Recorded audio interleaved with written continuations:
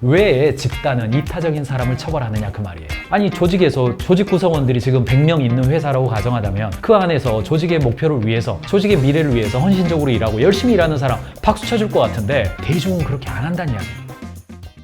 다수결의 원칙 무조건 맞을까? 공공재 게임 실험인데 제가 읽어드리면 참가자들을 4인 1조로 구성을 했어요. 그래서 각자에게 20점의 가상 자금을 지급해 주었습니다. 참가자들은 0점에서 20점까지 공공기금에 기여할 수가 있고 기금에 모인 금액은 2배로 증폭되어서 그룹 전체에게 균등 분배돼요. 그런데 모든 참가자가 10점을 기여하면 40점이 되고 증폭된 80점이 각자 20점이 나뉜다는 이야기예요. 그러나 기여하지 않는 참가자도 있으며 다른 참가자들은 기여하지 않는 사람을 처벌할 수가 있어요. 기여하지 않으면 그건 내게 되는 거예요. 확실한 내게 되는 거예요. 나만 기부하면 나는 손해봐요. 모두가 똑같이 기부하면 모두가 다 좋아지는 거죠. 그 실험을 했어요. 다른 참가자가 기여하지 않으면 대신 처벌을 위해서 1점을 소비할 수 있어요. 내가 1점을 소비하면 상대방은 3점을 감소시킬 수 있어요. 게임 설계를 이렇게 했어요. 그랬더니 처벌받은 참가자는 이후 기여율을 높이지만 처벌이 반복되면서 그룹 내의 신뢰도가 나빠지더라. 특히 많은 점수를 기여한 참가자들은 너무 많이 기여했다는 이유로 처벌받는 현상이 나타나더라. 예를 들어서 한 참가자가 18점을 기여하고 나머지 참가자들이 5점을 기여한 상황에서 다른 참가자들은 이를 규범 깨는 행동으로 간주하면서 처벌하더라. 아니 왜 5점만 기부하면 되는데 너 혼자 18점 기부해가지고 나 나쁜 사람 만드냐? 이런 게 일어나더라는 거예요. 처벌이 과도해진 그룹에서는 점차 기여율도 낮아지고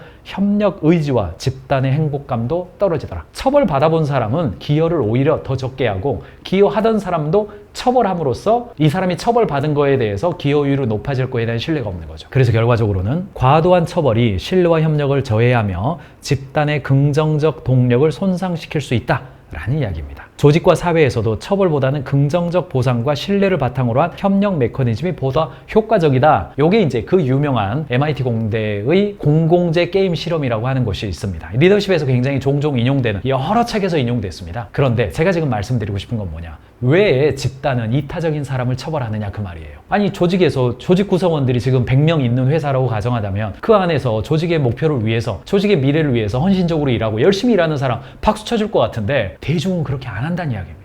자, 연구자들은 대중들이 왜 바람직한 방향으로 행동하지 않는지에 대해서 5가지 이야기를 들었는데 그 첫 번째가요. 도덕적 비교로 인한 불편함이에요. moral discomfort예요. 도덕적으로 불편해. 이타적인 행동은 구성원들에게 자신의 부족함이나 열등감을 느끼게 만들어요. 이로 인해서 사람들이 심리적 불편함을 느끼고 이타적 행동을 과도하거나 위선적이라고 판단해서 처벌하는 경향이 있습니다. 한 직원이 프로젝트 팀에서 다른 사람보다 2배 이상을 투자해서 결과물을 개선했어요. 그런데 동료들은 야 다른 사람들도 그 정도 해야 된다는 압박을 받아. 그러니까 야 너만 잘났어. 그러지 말어. 이렇게 말한다는 거예요. 두 번째, 왜 대중들은 이타적인 사람을 처벌하느냐? 사회적 규범. 조직 내에서는 명시적으로 혹은 암묵적 규범이 존재해요. 경영자가 취업 규칙으로 이야기를 하고 경영자의 메시지를 전달하는 거는요, 사실 미미합니다. 그 팀 안에서 일어나는 수많은 암묵적 규범들이 있습니다. 그런데 이타적 행동이 그 규범을 초과하거나 벗어나면 그것을 규범 위반으로 간주해서 배척하거나 처벌할 수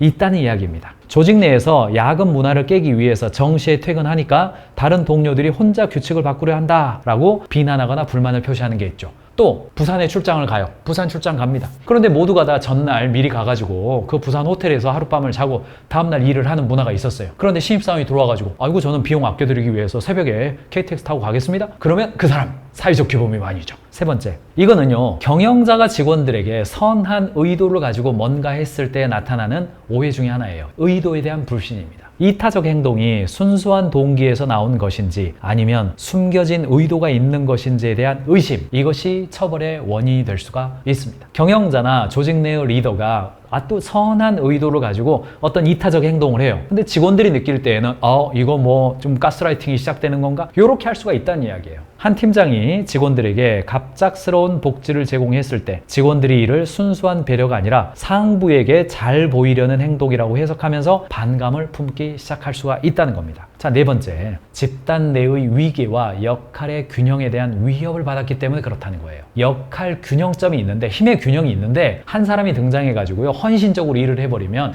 그 균형이 깨지는 거에 대해서 두려워한다는 거예요. 이타적 행동은 기존의 역할 분담이나 위계 질서를 무너뜨릴 수 있는 요소로 간주됩니다. 특히 리더십이나 책임 분배가 분명한 조직에서는 이를 저항하거나 처벌한다는 이야기입니다. 팀장이 아닌 일반 팀원이 회의에서 전략적 방향을 제안했어요. 그런데 상급자가 이를 야 넘겨주지 마라고 비판하면서 무시한다는 겁니다. 마지막입니다. 왜 우리는 조직 내에서 성과를 위해서 열심히 일하는 사람을 칭송해주고 그 사람 박수 쳐주고 싶은데 왜 이타적 행동을 하는 사람을 처벌하느냐? 집단은 왜 그렇게 우매한 결정을 내느냐? 마지막 5번째, 공정성에 대한 위협이 있다는 거예요. 이타적 행동은 집단 내에서 기여와 보상의 균형을 깨트리는 것으로 해석될 수 있다는 겁니다. 우리는 요만큼 일을 하고 월급 3천만 원, 4천만 원 받고 1년에 한 3, 4% 정도 올라가는 그런 문화를 가지고 있었어요. 그런데 어떤 사람이 와가지고 엄청난 성과를 막 내. 그러면 갑자기 내가 뭔가 일을 못한다는 느낌을 받을 것 같은 두려움으로 작동해요. 그리고 그것을 공정성이라는 관점으로 처벌해버린다는 거예요. 다른 구성원들은 이러한 행동이 자신의 상대적 위치를 낮추거나 공정하지 않다고 여길 수 있다는 거예요. 직원이 자발적으로 외근 중에 문제를 해결했어요. 그런데 다른 직원들은 혼자 점수를 따려는 행동이라면서 부당하게 비판한다는 겁니다. 제가 지금 사이언스지의 내용을 요약해서 여러분들에게 간단하게 말씀드렸습니다만 사실은 여러분들이 원본을요 조금 더 보실 것을 권해드립니다. 이 굉장히 인사이트가 많은 이야기입니다. 조직 내에서 경영자가 바람직한 방향으로 가고 싶어요. 그런데 언제나 내가 어떤 의도를 제시를 하면 시간이 지나면 사람들은 그것을 오해하고 전혀 다른 방식으로 작동시키고 있죠. 이타설 처벌과 행복도, 사회적 신뢰의 중요성, 대한민국의 개인주의성, 그리고 여러 가지 방향성을 제가 이런 여러 가지 데이터를 집어넣고 AI한테 너는 어떻게 생각해? 물어봤더니 이런 이야기를 하더라고요. 처벌 중심의 규범을 적용하지 말고 이타적 행동을 인정하고 보상하는 문화가 필요하다. 특히 대한민국과 같은 환경에서는 협력을 유도하는 심리적 안정감을 강화해야 된다. 긍정적 행동을 강조해 주어야 된다. 그러니까 대한민국은 경쟁이 강한 개인주의 문화가 강한 나라 아니겠습니까? 그게 긍부정성이 다 있죠. 그러니까 경영자가 뭐 해야 된다? 결론 하나만 내줘 했더니 AI는 이렇게 답했어요. 대한민국과 같은 경쟁이 치열한 상황에서는 협력을 유도하고 심리적 안정감을 강화하려는 리더의 노력이 굉장히 중요하다. 이런 조언을 하는 겁니다. 인간의 어리석음에 관한 법칙이란 책이 있습니다. 이분이 이제 치폴라인데 인간은 이 어리석음의 축이 있다는 거예요. 보면 순진함, 현명함, 영악함, 멍청함이 있는데 보세요. 이 가로축은 어리석음의 축이에요. 세로축은 이타성의 축이에요. 우리가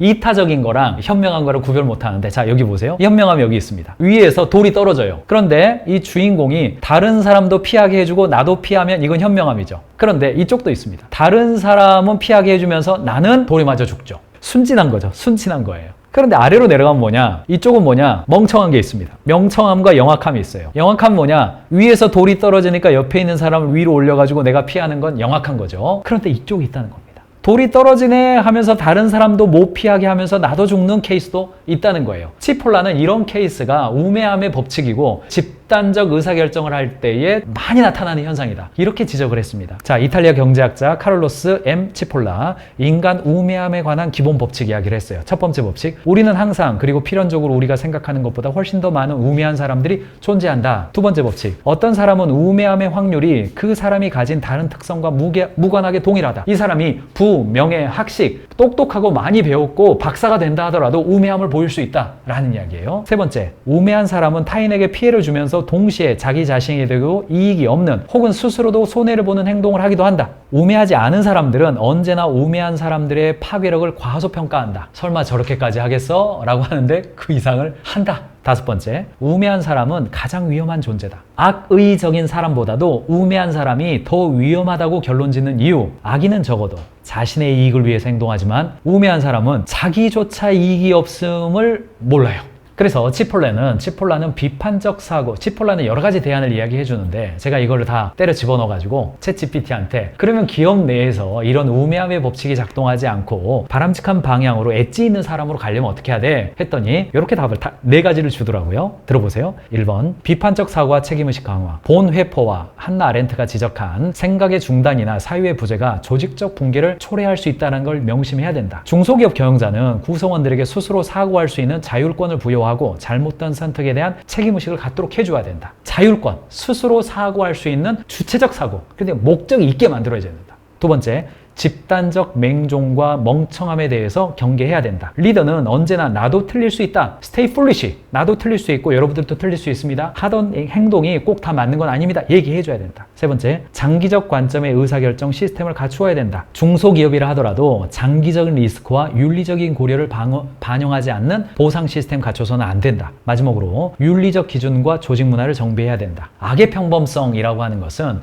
아이히만처럼 꼭 홀로코스트를 저지르는 사람에게만 나타나느냐? 그렇지 않습니다. 영업부, 생산부, 구매부, 재무부 모든 영역에 있어서 이 윤리적 의식이 마비가 돼버리면요, 그 현장에서 크고 작은 부정들이 언제든지 일어나게 되어 있습니다. 인간이 그런 존재거든요. 사실은 이거 읽어보니까 가인즈 경영이 기승전 가인즈 경영이잖아요. 가인즈 캠퍼스니까 고객 가치를 분명히 하고 사람을 성장시키고 지식으로 성과 낸다는 거, 이 관점에서 제가 좀 정리를 해봤습니다. 제가 오늘 학자들 이야기를 좀 해드렸습니다만, 경영자가 리더십을 발휘할 때는요, 인간에 대한 이야기가 굉장히 중요하기 때문에 이런 요소들에 대해서요 좀 보실 필요가 있습니다. 첫 번째, 사랑하는 경영자 여러분, 직원들로 하여금 생각하는 능력에 대해서요 계속해서 강조하셔야 됩니다. 생각하는 능력에 대해서 강조하는 것이야말로 AI 시대에 정말로 경영자가 직원들과 대화해야 될 그런 주제입니다. 1번, 생각하는 능력에 대해서 강조하시기 바랍니다. 두 번째, 새로운 자극에 대응하는 능력을 갖추지 않으면 직원들은요, 과거에 해왔던 일을 하느라고 새로운 요청에 대해서 반응하지 못하는 경우가 너무나 많습니다. 얼마나 많은 시장과 고객의 요청이 달라집니까? 거기에 대해서 직원들 스스로가 반응할 수 있도록 자극해줘야 됩니다.